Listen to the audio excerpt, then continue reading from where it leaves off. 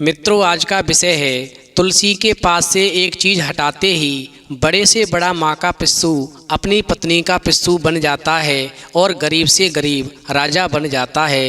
एक बार माता पार्वती ने भगवान शिव से कहा, प्रभु मैंने मृत्यलोक पर देखा है लोग शादी करके पत्नी को लाते हैं, मगर कुछ लोग अपने माँ बाप के इतने बड़े अंधभक्त होते हैं कि वो अपने माँ बाप की झूठी बातों में आकर के अपनी पत्नी को बहुत ज़्यादा दुख देते हैं, उसकी कोई बात नहीं सुनते। मैं ये नहीं कहती कि माँ बाप की सेवा मत करो, माँ बाप की सेवा करनी चाहिए, पति पत्नी दोनों को ही करनी चाहिए क्योंकि उन्होंने जन्म दिया है। लेकिन पत्नी भी जीवन संगिनी होती है, उसके भी दुख सुख की बात समझनी चाहिए। माँ बाप की झूठी बातों में आकर अपनी पत्नी को कभी दुख नहीं देना चाहिए। प्रभु, इस संसार में कई स्त्रियां मेरी परम भक्त हैं, उनके पति उन्हें दिन रात परेशान करते हैं, अपने माँ बाप की झूठी बातों में आकर के उनको दुख देते हैं, उनके दुखों की बात नहीं सुनते। वो दिन रात मुझसे प्रार्थना करती हैं कि हे माता रानी, मेरे पति की बुद्धि सही करो और हमारे जीवन का दुख दूर करो। प्रभु, अब मेरा आपसे एक छोटा सा अनुरोध है कि मुझे कोई ऐसा उपाय बताओ जिससे मैं अपने भक्तों का दुख दूर कर सकूं। उनका पति जितना अपने माँ बाप का पिस्सू है उससे ज़्यादा अपनी पत्नी का पिस्सू बन जाए। फिर भगवान शिव कहते हैं, पार्वती ठीक है, मैं तुम्हें एक छोटी सी कहानी सुनाता हूँ, इस कहानी को ध्यान से सुनो, फिर तुम्हारे प्रश्न का उत्तर तुम्हें मिल जाएगा और तुम्हारा मन प्रफुल्लित हो जाएगा और फिर तुम अपने भक्तों का पल में दुख दूर कर पाओगी और उनका पति अपनी पत्नी का गुलाम बन जाएगा और जो गरीब है वो राजा बन जाएगा, उसके पास में धन की कमी नहीं रहेगी। तो मित्रों, कहानी शुरू करने से पहले मेरा आप सभी से अनुरोध है कि आप हमारी कहानी में खो जाएं। उससे पहले हमारे चैनल को सब्सक्राइब करके बेल आइकन अवश्य दबा लें, जिससे हमारी हर वीडियो का नोटिफिकेशन सबसे पहले आप तक पहुंच सके और आप हमारी हर वीडियो से प्राप्त ज्ञान का अपने जीवन में लाभ उठा सकें। तो आइए कहानी शुरू करते हैं। भगवान शिव कहते हैं, पार्वती, प्राचीन समय की बात है, एक नगर में एक बहुत ही गरीब लकड़हारा रहता था जो लकड़ियां काटकर और बेचकर के अपनी आजीविका चलाता था। वो अपनी पत्नी और बेटी के साथ में एक छोटे से घर में रहता था। एक दिन जब उसके पड़ोसी खाना बना रहे थे तो लकड़हारे की बेटी उस मोहक सुगंध से मोहित हो गई जो उसके पड़ोसी के घर से आ रही थी। इस प्रकार वो पड़ोसी के यहाँ से खाना पाने की इच्छा लेकर के कुछ लकड़ियाँ उधार लेने के बहाने उस पड़ोसी के घर पर चली गई। चूंकि लकड़हारे की लड़की इस उम्मीद में लकड़ियां मांगने गई कि शायद वो देख करके उससे खाने के लिए कहें, जिससे उसे कुछ स्वादिष्ट खाना मिल जाए। वहीं पड़ोसियों ने उसे लकड़ियां तो दे दी लेकिन अपना खाना नहीं दिया। वहीं लकड़हारे की बेटी जो थी फिर से लकड़ियां लेने के बहाने से गई और जाकर कहा, हमारी लकड़ियां जल गई हैं, क्या कुछ और लकड़ियां मिल सकती हैं। वहीं पड़ोसी ने लकड़ियां तो फिर से दे दी लेकिन एक बार भी उससे खाने के लिए नहीं पूछा, ना ही उसे खाना दिया। इस प्रकार लकड़हारे की लड़की को मायूस होकर लौटना पड़ा। वहीं बेचारी लड़की भूखी और हताश थी। वहीं पड़ोसी जब अपना खाना खाने बैठे तो उस लड़की ने एक बार अंतिम प्रयास और किया और वो फिर से लकड़ियां मांगने के लिए चली गई। वहीं उसने जाकर कहा कि हमारी सारी लकड़ियां जल चुकी हैं, क्या हमें कुछ लकड़ियां और मिल जाएंगी।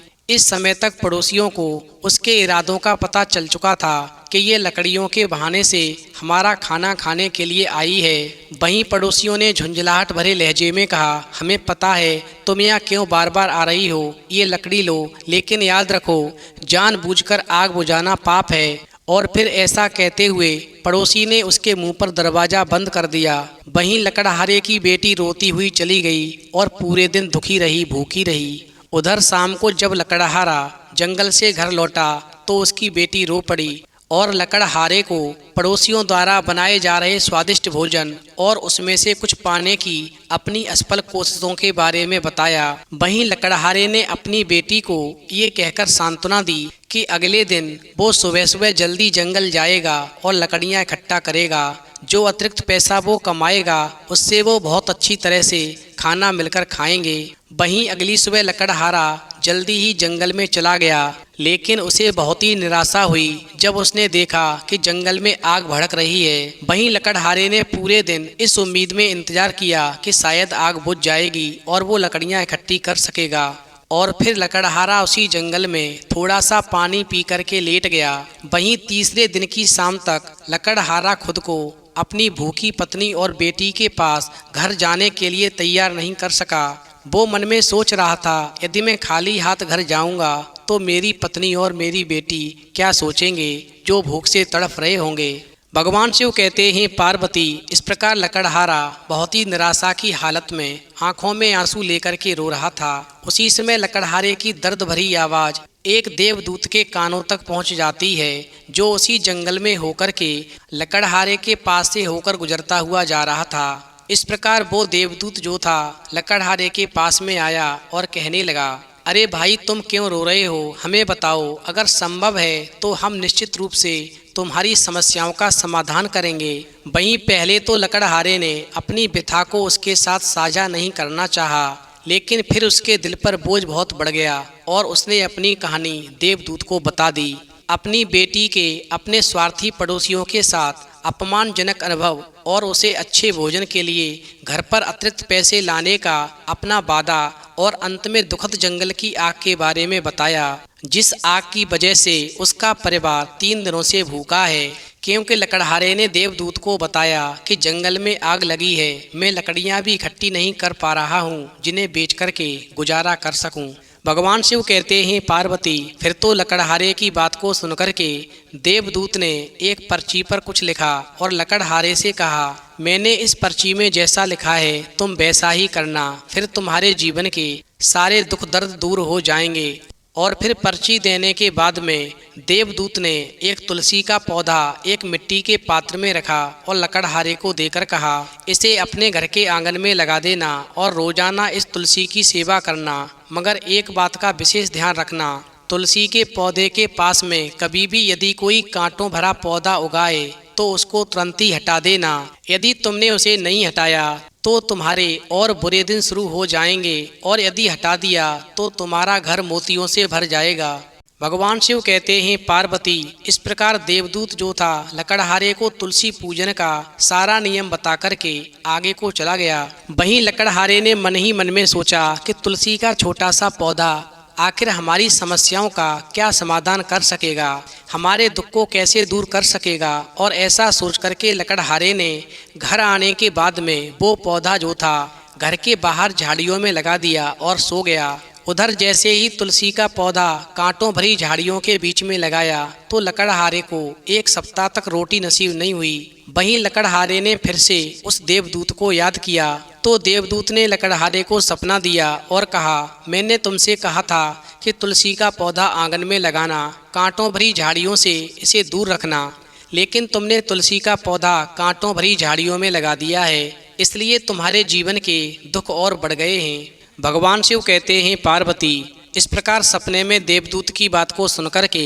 लकड़हारा भड़बड़ाकर उठा और एकदम से उसने तुलसी के पौधे के पास से सारी कांटों भरी झाड़ियां साफ कर दी और तुलसी का ध्यान करके सो गया। तभी एक आश्चर्यजनक आवाज आई, ए लकड़हारे, तू तुलसी के पौधे को घर के आंगन में लगा और इसकी देखभाल तू इस प्रकार कर जैसे तू अपने जीवन की देखभाल करता है, इससे तुम समृद्ध होगे। तुलसी के पास में कभी कांटों भरी झाड़ियां मत उगने देना, अन्यथा तुम्हें जीवन भर गरीबी का सामना करना पड़ेगा। फिर तो लकड़हारे ने तुलसी का पौधा अपने घर में साफ स्थान पर लगाया और एक बार फिर लकड़हारा अपने परिवार की भूख मिटाने के लिए सिर्फ पानी पीकर सो गया।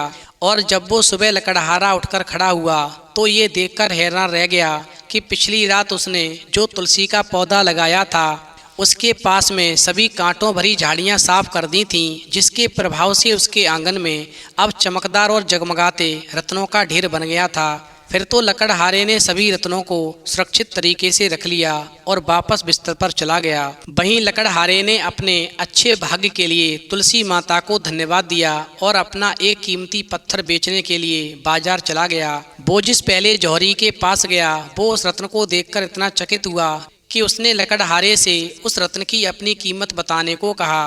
वहीं लकड़हारे ने उस रत्न की कोई कीमत नहीं बताई और वो रत्न का मूल्यांकन करवाने के लिए दूसरे जौहरी के पास चला गया। वहीं लकड़हारे ने जिस समय दूसरे जौहरी को वो रत्न दिखाया तो जौहरी उस लकड़हारे से कहने लगा, अरे लकड़हारे भाई, मैंने जितने वर्षों से यहाँ पर व्यापार किया है मैंने कभी भी इतना कीमती रत्न नहीं देखा। वहीं बूढ़े जौहरी ने कहा, मैं 3 अलग अलग ढेरों में धन जमा करूंगा और तुम अपना रत्न फेंक सकते हो, और जिस भी ढेर के ऊपर ही रत्न गिरेगा तुम उसी ढेर के पैसे लेकर जा सकते हो। इस प्रकार जौहरी ने रुपयों का ढेर लगाया और लकड़हारे ने अपना रत्न फेंका, और इस प्रकार वो रत्न जो था धन के सबसे बड़े ढेर पर जाकर गिरा।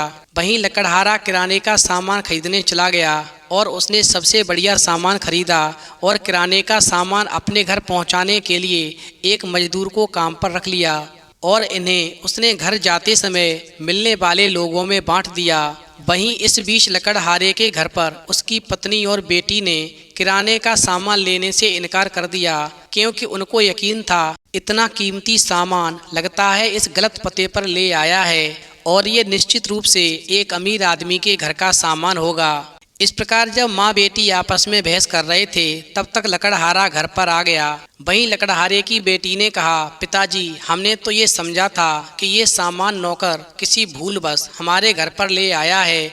अरे इतना कीमती सामान तो किसी अमीर व्यक्ति के घर का होगा, और ऐसा कहकर के वो सामान हमने वापस कर दिया। वहीं लकड़हारा अपनी पत्नी और बेटी से कहने लगा कि ये सारी कृपा भगवान ने हमारे ऊपर की है, अब हम गरीब नहीं हैं। और फिर ऐसा कहकर लकड़हारे ने सारी कहानी अपनी पत्नी और बेटी को सुना दी कि भगवान की हमारे ऊपर कृपा कैसे हुई, किस प्रकार एक देवदूत से हमारी मुलाकात हुई और उसने हमारी तकदीर बदलने वाला एक ऐसा उपाय बताया जिसने हमें रातों रात में अमीर बना दिया। और ये सामान मैंने ही घर पर भिजवाया था, क्योंकि इतना सारा पैसा एक जौहरी से मुझे प्राप्त हुआ था। मैंने एक रत्न उसको बेचा था। वहीं कुछ ही समय के बाद में उस लकड़हारे ने एक ऐसा घर बनवा लिया जो राजा का महल भी लकड़हारे के महल के सामने छोटा पड़ गया। वहीं एक दिन जब राजा वहां से गुजर रहा था तो ये देखकर हैरान रह गया कि ये घर उसके अपने घर से भी अधिक भव्य था। वहीं पूछताछ करने पर राजा को बताया गया कि एक लकड़हारा है जो एक साधारण लकड़हारा था, वहीं ईश्वर की कृपा से वो कंगाल से धनवान बन गया है और इस सुंदर से घर का मालिक है। वहीं राजा को आश्चर्य हुआ तो राजा ने सोचा कि ऐसा व्यक्ति विनम्र होगा या अभिमानी, और फिर लकड़हारे को परखने के लिए राजा ने लकड़हारे के घर पर अपनी मेज से भोजन की एक थाली भेजने का फैसला किया। उधर लकड़हारा और उसका परिवार राजा के इस व्यवहार से वास्तव में विनम्र हो गया और सोचने लगा कि राजा का उपकार वो कैसे चुकाएंगे। वहीं अंत में लकड़हारे ने अपने संग्रह से एक बड़ा चमकदार हीरा राजा की थाली में लौटा दिया। उधर राजा ने वो हीरा अपनी बेटी राजकुमारी के एक हार में जड़वा दिया, जिससे हार की शोभा बहुत ही अलौकिक हो गई। भगवान शिव कहते हैं, पार्वती बहुत ही धार्मिक व्यक्ति होने के कारण लकड़हारे ने एक दिन तीर्थ यात्रा पर शहर से बाहर जाने का फैसला किया, और जाने से पहले लकड़हारे ने अपनी बेटी से कहा, बेटी, जब तक मैं लौटकर ना आ जाऊं तब तक तुम तुलसी की रोजाना पूजा करना, और तुलसी के पास में कांटों भरी झाड़ियां बिल्कुल नहीं होने देना, उन्हें साफ करती रहना। और फिर ऐसा कहकर के लकड़हारा जो था तीर्थ यात्रा पर निकल गया। इधर लकड़हारे के जाने के बाद में लकड़हारे की जो बेटी थी वो भी अपनी सहेलियों के साथ मस्ती करने के लिए कुछ दिनों के लिए घर से बाहर चली गई, और जाने से पहले अपनी पड़ोसिन से कह गई कि जब तक मैं लौटकर ना आऊं तुम तुलसी की रोजाना विधि विधान से पूजा करना, और तुलसी के पास में कांटों भरी झाड़ियां बिल्कुल भी ना होने देना, और यदि हो भी जाएं तो उन्हें काट देना। फिर तो ऐसा कहकर के लकड़हारे की बेटी भी अपनी मस्ती करने के लिए कुछ दिनों के लिए घर से चली गई। उधर जो पड़ोसिन थी वो अपने घर गृहस्थी के कामों में भूल गई। उसने कभी तुलसी की पूजा की तो कभी पूजा नहीं की, यानी धीरे धीरे कुछ समय बीता तो तुलसी के आसपास काफी कांटों भरी झाड़ियां उगाईं, और फिर कांटों भरी झाड़ियां होते ही तुलसी क्रोधित हो गई, और फिर पड़ोसी स्त्री का जो पति था उस स्त्री को धोखा देने लगा। वो अपनी माँ की झूठी बातों में आकर के पत्नी के साथ मारपीट करने लगा। इस प्रकार जो पड़ोसन स्त्री थी उसका जीवन दुखों से भर गया।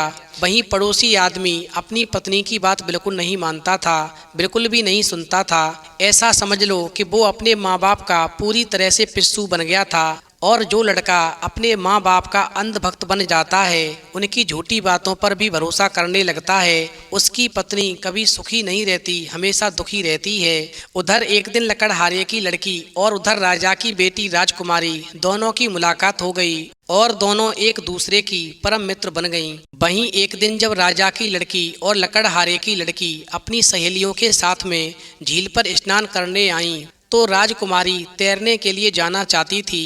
वहीं लकड़हारे की बेटी तैरना नहीं जानती थी, इसलिए उसने सरोवर में उतरने से मना कर दिया और लकड़हारे की बेटी ने राजकुमारी के कीमती हार और कपड़ों की देखभाल करने का फैसला किया। इस प्रकार राजा की बेटी जब सरोवर में स्नान करने के लिए उतर गई, वहीं जब वो तैराकी से वापस लौटी तो राजकुमारी ने देखा कि उसके हार से हीरा गायब है। फिर तो दोनों लड़कियों के बीच में यानी राजकुमारी और लकड़हारे की लड़की के बीच में खींचातानी होने लगी, यानी लकड़हारे की बेटी और राजा की बेटी के बीच में झगड़ा हुआ और फिर राजकुमारी ने लकड़हारे की बेटी पर अपने हार से हीरा चुराने का आरोप लगा दिया। वहीं जब लकड़हारे की लड़की ने अपनी बेगुनाही की दलीलें दी तो राजकुमारी ने उसकी बेगुनाही की दलीलें अनसुना कर दी और बहुत ही क्रोधित होकर के राजकुमारी घर वापस आ गई और अपने पिता राजा से शिकायत की कि ईर्ष्या के कारण लकड़हारे की बेटी ने उसका हीरा चुराया है। वहीं राजा क्रोधित हो गया, उसने आदेश दिया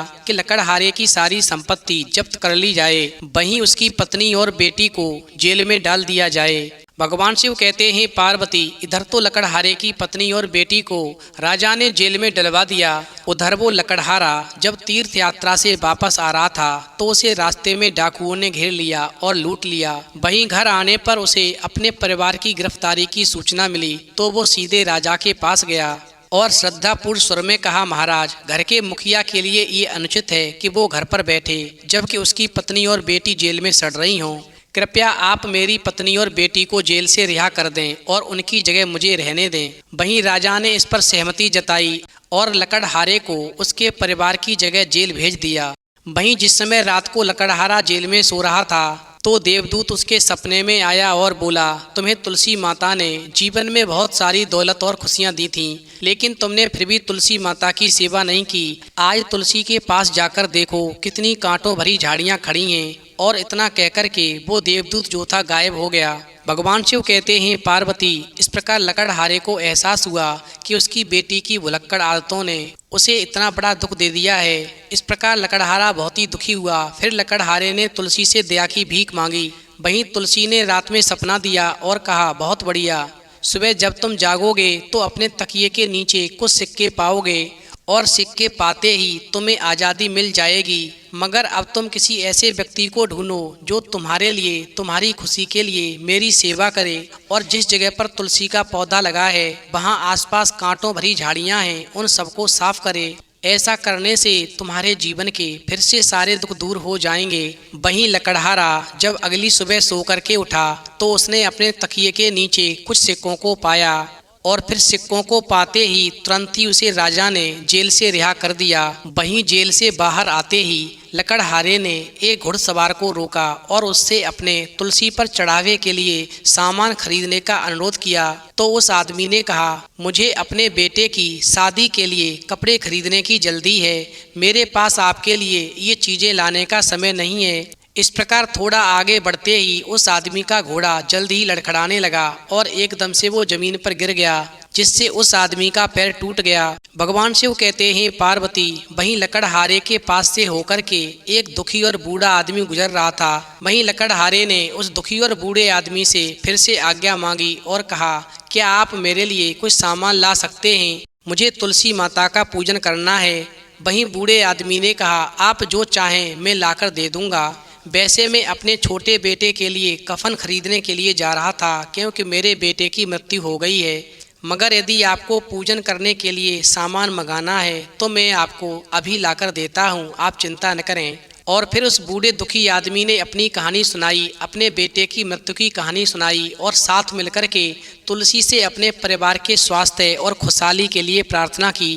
वहीं जब बूढ़ा आदमी आखिरकार घर पहुंचा तो उसे खुशखबरी सुनाई गई कि उसका बेटा फिर से जिंदा हो गया है। फिर तो चारों ओर खुशी का माहौल था।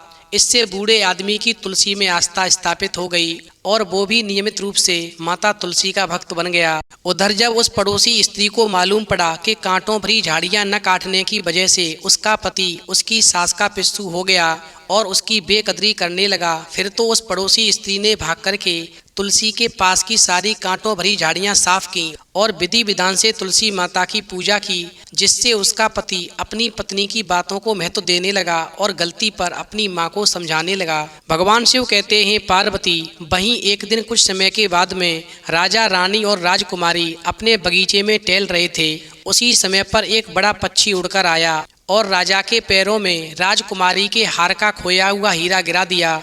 फिर तो हीरा को देखकर राजा को लकड़हारे और उसके परिवार का वो अत्याचार याद आने लगा जो राजा ने लकड़हारे के निर्दोष परिवार को दिया था। फिर तो ऐसा सोचकर के राजा को बहुत ही दुख हुआ और उसने व्यक्तिगत रूप से लकड़हारे से माफ़ी मांगी। वहीं लकड़हारे ने राजा से कहा, आपने चोरी के अपने आरोपों से हमारे परिवार को शर्मिंदा किया है। हमारी बेटी की इतनी बदनामी हो गई है, अब कौन हमारी बेटी के साथ में कौन सा आदमी शादी कर लेगा। फिर तो इस बात में सच्चाई देखकर राजा और रानी ने लकड़हारे की बेटी का हाथ अपने इकलौते बेटे यानी राजकुमार से शादी के लिए मांग लिया।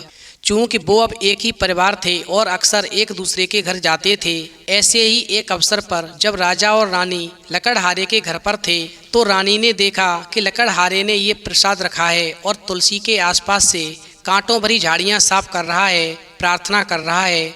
वहीं राजा ने मजाक में पूछा, तुम ये कांटों भरी झाड़ियाँ साफ क्यों कर रहे हो? तो लकड़हारा बोला, महाराज, ये हमारी सभी खुशियों का स्रोत हैं। वहीं लकड़हारे की बात को सुनकर के रानी कहने लगी, मैंने पिछले 7 वर्षों से अपने भाइयों को खो दिया है। अगर वो मिल जाएं तो मैं आपकी कहानी पूरे राज्य में प्रसिद्ध कर दूंगी और तुलसी की हमेशा विधि विधान से पूजा करूंगी और कभी तुलसी के पौधे के पास में पूरे राज्य में जहां भी कांटों भरी झाड़ियां होंगी सभी कांटों भरी झाड़ियों को नहीं रहने दूंगी, सबको साफ करवा दूंगी। फिर तो लकड़हारे के कहे अनुसार रानी ने तुलसी के पौधों के पास से पूरे राज्य में जहाँ जहाँ कांटों की झाड़ियाँ थीं सभी साफ करवा दी और तुलसी की विधि विधान से पूजा की।